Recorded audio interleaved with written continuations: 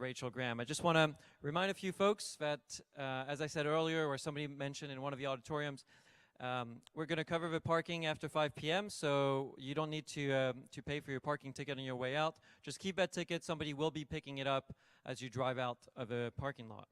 But without further ado, I want to introduce Dr. Rachel Graham, who is a very good friend of ours, who's joined the network and helped diversify it by bringing non-terrestrial mammals into the realm of WCN, and we've been delighted ever since. Fish. Okay. Specifically fish. I think you call them elasmobranch fish and confuse everyone.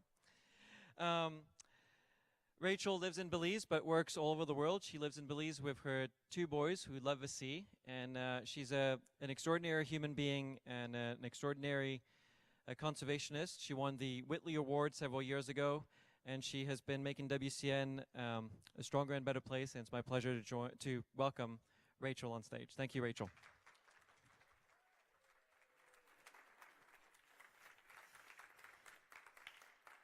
That's the most energy you're going to get from me for the... No, lovely.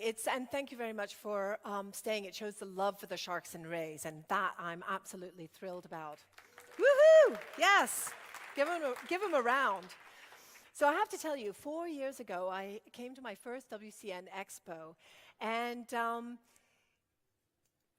that evening, or the evening before the expo, I had the opportunity to go up on stage with a host of other partners and with Charlie Knowles, who had also invited Jane Goodall.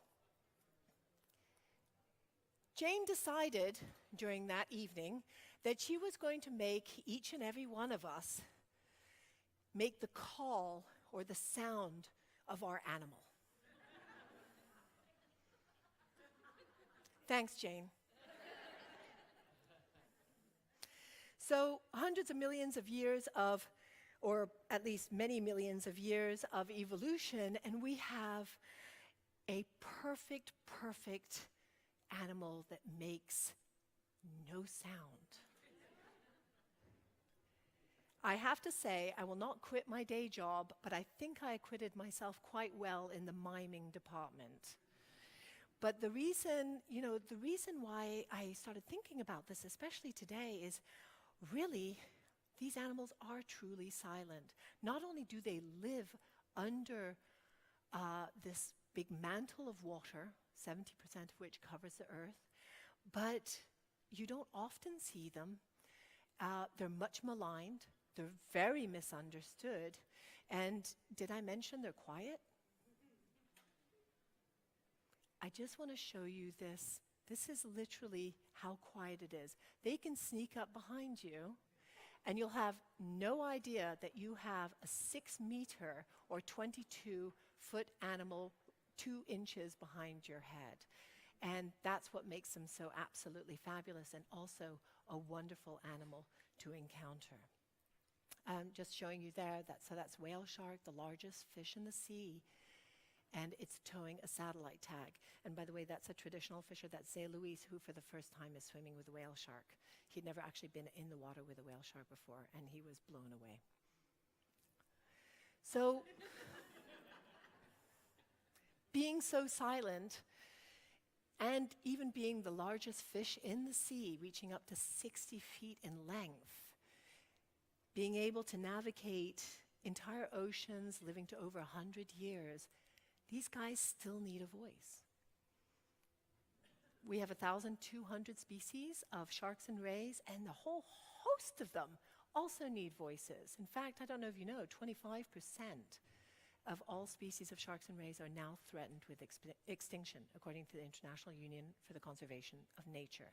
And 50% of all of the species that we've been looking at, we don't even have enough information on them to determine whether their populations are doing well. And this is particularly acute for deep water sharks, like this gulper. Sorry? Absolutely, or we can turn the volume up. I've been given the thumbs up. You are welcome. I can get quieter and quieter. So even the deep sea sharks, those alien sharks that you may be seeing recently on Discovery Channel, Dr. David Ebert, phenomenal deep sea shark expert, they're barely known and they do not have a voice and they are being fished out. We work a lot with finfish species. This is the second largest grouper in the world, reaches 8 feet in length, decades in terms of life, and very sight faithful. So once you fish them out, they tend not to come back. Goliath grouper. So don't forget them. And don't forget the rays. 650 species of these amazing animals, all of these incredible large fish of the sea need a voice. And why? Key reason being the threats are mounting, primarily from fishing. We work a lot in coastal communities and throughout the tropics. Populations are rising. The need for protein is rising as well. And so fishing, hammerheads, which are, let me go back and just mention, hammerheads are now endangered to extinction. We've seen drops in populations of over 90% in some of their populations in the sea. And uniquely evolved with that incredible head that actually gives them lift so that they're not constantly plummeting to the ground or to the bottom of the sea. Tiger shark reaches 5.5 meters in length. Magnificent animal that actually links the coasts and the open ocean areas. Much maligned, people are terrified of them, and yet they're generating millions for marine tourism these days. And I don't know if you know, but the larger the shark, the more methyl mercury they accumulate in their bodies, and that's actually a potent neurotoxin. So you really don't want to be eating large sharks, or any sharks for that matter. And even our favorite, the whale shark, unfortunately succumbs to fisheries. And they're not protected worldwide, they're protected in certain areas. They're also on the Convention on International Trade for Endangered Species, which tries to limit or at least determine what the trade is between countries. But they're not immune to fisheries as well. And there's been a lot of press about the fin trade, and fins indeed are a driver, or the fin trade is a driver for sharks. But in many of the countries that we're working in, we're increasingly seeing that meat is a major driver. There's a relatively new market for meat in China, and this is whale shark meat. And then throughout many of the Central American countries and South American countries that we work in, shark meat is actually demand-driven from religious holidays. So like the Catholic Lenten season, it's a big driver for the consumption of shark meat. And as sharks are starting to decline in coastal areas, we're seeing the demand turning towards rays. And as I mentioned, we know even less about rays these days than we do about sharks. So we have a lot of coastal fisheries, we have a lot of threats, and a lot of these threats are coming from unsustainable forms of fishing. This is what we call a net, a large gill net, and this had just been hauled in after having caught about 4.5 meter tiger shark. Unfortunately, it succumbed. And this is in San Pedro in Belize. And it's these kinds of fishing gears that are incredibly unsustainable because they catch everything and they kill everything. So they're very difficult to monitor. And so we're actually not big proponents of the use of nets or long lines where you have many, many hooks on one line. And the reason I mention the use of nets is when we think about all these species, 1,200 plus species of sharks and rays, and the impact of nets and fisheries, and we think, the sea is so big. As the fishers say in Belize, they say, they can't be done. Their populations will never decrease to such a degree that we're going to lose them all. Well, I always go back to the sawfish. WCN did a really nice article recently in its newsletter about some of our work on sawfish, which we're conducting in Central America. But this animal, the 5 species around the world, is now critically endangered to extinction because we can barely find any. They're ecologically extinct. They can no longer fulfill their role in the ecosystem. So there's a lot of dire news with sharks and rays. And another reason why all of these animals need as many voices as possible to buoy them up.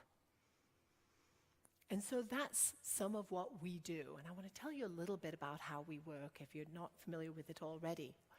We work hand in hand primarily with fishermen. And you think, why would you want to work with fishers since they're kind of hauling them in? Because they're the ones who can have the biggest impact on these species. They're the ones who also have the most knowledge. They have tremendous, what we call traditional ecological knowledge about sharks and rays. And so what a powerful combination to have traditional coastal fishers working with scientists or conservation scientists, because our main aim is really for better management and conservation of these species. What a tremendous and powerful team. And so that's what we do. We work simply.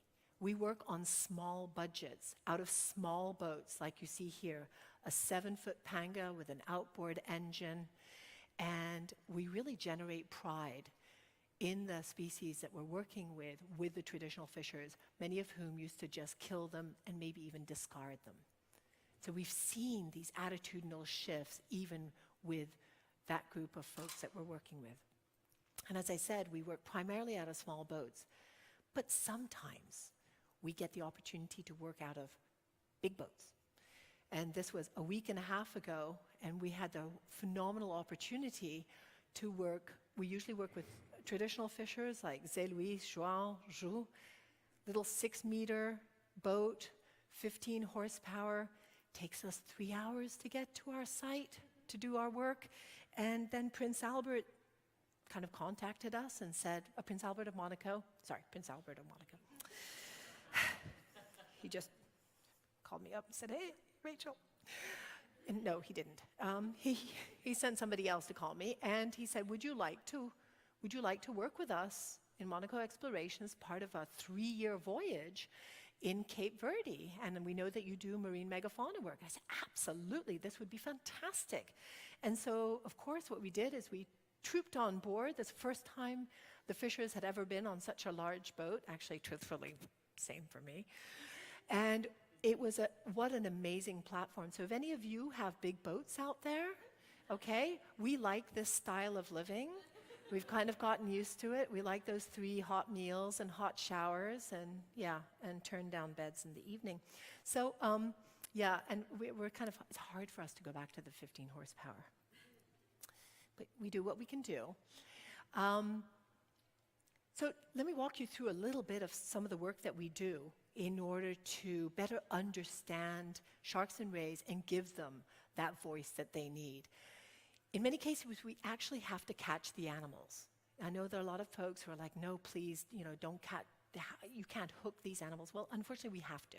So we catch them, but it gives us an opportunity to sex them and tag them, and then better understand where their distribution and populations are. And this has been critical because we're feeding all of this back into policy. And you need to understand, if you don't already know, we are 2 to 3 decades behind terrestrial animals in terms of our knowledge of populations, distribution, behavior, use of space. So we have a lot of catching up to do. Like I like to say, we know we have 20,000 lions. We don't know how many hammerheads we have. So that's some of the huge challenges that we have. So just to show you here, these are all the effort points for where we've tried to sample for hammerheads. 75,000 hooks over 10 years. We've only caught 7 hammerheads. So when the government says, hey, do you think we can sustainably fish hammerheads? What do you think my answer is? No. Exactly. No, probably not. Tiger sharks, those fabulous coastal open ocean linkages that we get with these animals. We caught the biggest tiger shark we had ever caught in Cape Verde literally a week ago. We're going to be putting up her tracks very shortly, 3.5 meters long, longer than this stage. And So we outfitted her with a satellite tag on her fin. She got some major bling. And so we'll be able to track her for the next few years and figure out what her patterns are of residency and large-scale movements in relation to threats from fisheries and potentially any other threats that might be occurring. And we know from some of the satellite tagging that we've done last year, which we did not reveal on the web, and the reason for that is because we showed highly, highly faithful to a particular site. They just stay in one area, and so they're very, very vulnerable to small-scale coastal fisheries. So we have to be very careful with the information that we generate as well. It's a really fine line. We want to share everything that we have. But it's been turned against us on some occasions and by the same people who want to manage the animals. And that has been difficult for us to swallow as well. So always a fine line with the research and the work that we do. Just to show you very quickly, this is just in the last few days, that's tiger that we tagged. We tagged it right here. It went over here, started transmitting, and it's just sitting in this remote reef in that area off of West Africa. And why are we so interested in this? Because research done by colleagues on the other side of the Atlantic over here in Brazil shows that they're making forays almost towards Cape Verde, and we want to see what the connectivity is between those two land masses. And in between, many, many fishing vessels, long lines, purse seiners, etc. So the threats are very large. We can't bring all of those animals next to the boat. So what do we do with things like mantas that can reach 7 meters in wingspan, or whale sharks that can reach 60 feet in length? Well, we tag them in water. So here we've got Zeddy. Some of you might have met him last year. He's our coordinator in Cape Verde, and he can free dive better than I can. So off he goes after that big manta, and successfully put a satellite tag on this animal, and we learned a lot about its use of the waters around Cape Verde and saw that there is, again, some really direct or superimposed threats from purse seine fisheries where sometimes they are caught. I just want to mention this because sometimes as I'm sitting behind computers forever and writing proposals and writing papers and then going to meetings, etc., this is what grounds me. This was literally a week ago. It's a 5-meter female whale shark, and we'd been looking for her for days off of that Monaco Explorations boat, and when we finally found her and I tagged her with a satellite tag, she stayed around us for 45 minutes and she would not leave us. And she just kept coming back and kind of gently gliding by and coming back to the point where all of the crew from that big boat, without masks, without fins, just jumped off of the boat any way they could just so they could be close to the whale shark. And that's the impact that some of these experiences with sharks can give to people. I mean, it can be really, really life-changing. One of the guys came out in tears, the biggest, burliest guy on the boat, in tears saying, "Oh my God, that was the best day of my life." And I've heard this many times in the 20 years of working with whale sharks. And this is just to show you some of the track that this whale shark did kind of all over the place in Boa Vista, in the easternmost island in Cape Verde. And now it looks like it's heading off westerly, in a westerly motion. So I'm going to be trying to put some of these tracks up on Facebook. They don't give you real-time data. It's going to have a bit of a time lag, so you don't need to worry that people are going to be trying to catch these sharks or doing something to them. And when we're in water, we're also assessing habitat health, which is really, really important. We work in a lot of coral reef areas, and we need to know how robust these habitats are, because that has a big bearing on the health of the animals and the populations. And I just received news yesterday that unfortunately our barrier reef corals are starting to bleach. It's one of the first big bleaching events that we've had in Belize since 1998. You've heard that the Great Barrier Reef bleached out over 25% of its coral, and that's been pretty serious. Well, guess what? Now we're starting to see similar things in Belize, and we're hoping that the water will cool down sufficiently quickly so that bleaching will be stopped and the corals will come back. When we're not around, when we don't see the animals, we still need to spy on them. We need to figure out what's going on. So we use camera traps, just like our terrestrial colleagues and partners here at WCN. This is a very deep one that can go down to 500 meters or more.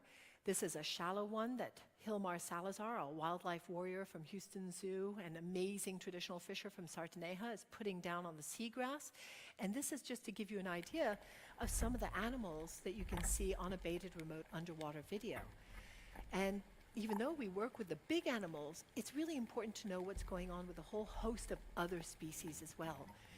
And the data sets that we're generating from these camera trapping 1 hour at a time is actually fueling many theses, many studies for a whole host of people. And so we're in collaborations with a lot of different people who are interested in knowing about about grunts and yellowtail snappers or stingrays and such. This is one of my favorite. This is a puppy dog of the sea. This is a nurse shark, the closest relative to the whale shark. And you know, I have to say, they always do this. And look, you've got a Caribbean reef up here. There we go. So this is a very nice, healthy reef area. We've got another Caribbean reef here. Oh, look, a Nassau grouper over here. So you can really get a feel for predator abundance through the baited remote underwater videos. And we love this particular system. And, you know, as I mentioned, all of this type of science and monitoring is really helping us to better understand the animals that really need this voice.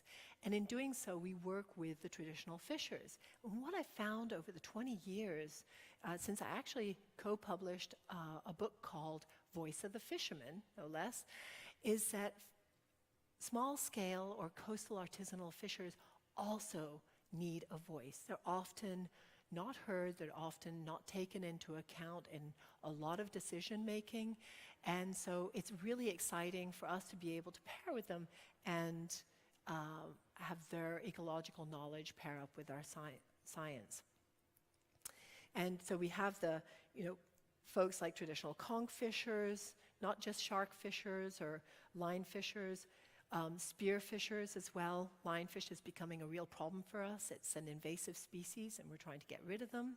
So if you see lionfish on the menu anywhere, eat as much as you can, please. This is Exxon Flores. He's a fisher from a tiny group of islands in Honduras called Cayos Cochinos, and it's a life transformed now. He is used to fish to kill, fish to kill, fish to kill, and now he's really, really into this monitoring and science. He wants to know how he can improve the state of his fisheries and the state of his fish populations. And so he's been a tremendous advocate for our partnerships as well. And here he is. Actually, he found a deep water shark during some of his fishing. This is a gulper shark. He's very proud of it. After he showed it off, unhooked it, put it back. And so it's that kind of change that has been absolutely fantastic to be able to behold over the last few years. I'm really, really keen on not just empowerment with traditional fishers, but also women, and especially young, local women who can become our next conservation scientists. And this is actually Cynthia Sue in Belize. She's learning how to tag a young lemon shark with the help of traditional fisher Evan Cuevas from Monkey River, under the supervision of Ivy Barrymore, our phenomenal technical coordinator, all in Belize.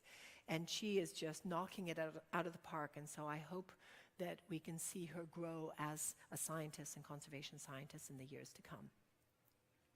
And we bring everybody back together, and we give back all of the results that we're getting. This is very, very important, because we want to hear from them what's the next step. It can't just be from us. We can't just determine those next steps. So we really want to define it not just with the traditional fishers, but with all the other stakeholders as well. So we love to bring people together and have those types of meetings. And of course, in terms of empowerment, students are absolutely critical. And so we've been really working hard at developing an educational curricula that really pushes science in a big way, not just about sharks and rays, but using them as kind of the hook to get people engaged. Experiential science is critical because it affords a lot of these kids the first time in the sea, often with sharks. I tell you, I throw them in the sea with the sharks. I don't know how their parents let me, but they do. They sign a release form. No, but I usually dive in first, then they come in afterwards, and we can never get them out of the water. It's absolutely fantastic. And here's Megan Chevis, our Panama coordinator, who's really kickstarted the whole Panama education aspect. We've reached over 5,000 children in school education now, over 30,000 children in public events, and more. And so we know that this is working because we're starting to see perceptions changing at the ground level. And we use really kind of sophisticated educational pieces like these amazing posters that Mark Dando, a tremendous illustrator who's done the Sharks of the World, created for us. Partnerships are absolutely critical. We partner with zoos like the Belize Zoo, as you see here. And of course, where would we be without Tino the tiger? So Zé Luis, that fisher you might have seen earlier, he's actually in there, and he's being swamped. Apparently there were 200 children. He could barely move. They were so excited about Tino the tiger, so he's a big part of what we're doing in terms of education and outreach and giving a voice to these sharks. And this is Beto the bull shark. Some of you may have remembered him from a few years back here in WCN. We could not bring him. He was so popular in Belize, we couldn't bring him.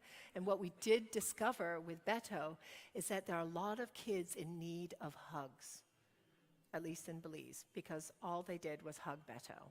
So it was really nice to see. And I guess, kind of on a few final notes, one of the key sectors that we have found a lot of support from is the tourism sector. You can swim within inches of these animals, and these are top predators. So they really don't deserve the reputation that they have. They inspire awe.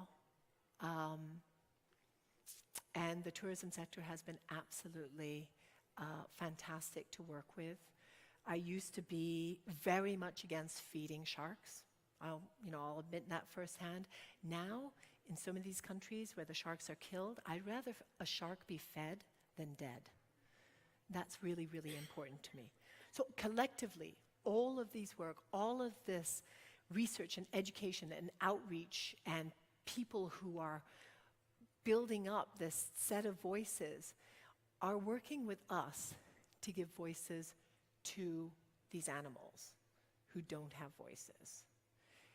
And it's really important to remember that we have an incredibly powerful voice. We've already seen huge changes, especially in how people perceive sharks and rays. And I have to say, the fact that you're here at 10 to 6, sorry if I'm a little late, that you're here and that you've come to WCN to listen to all these partners, to hear about all these different species, shows that you have a tremendous voice as well, a massively tremendous voice. And I would ask you to continue to use it, because all of the species you've heard about today, not just the sharks and the rays, all of them need your voice. So keep up the incredible work in volunteering, supporting, being engaged. Everything that you do for wildlife, keep it up. Raise your voice, and we thank you for it.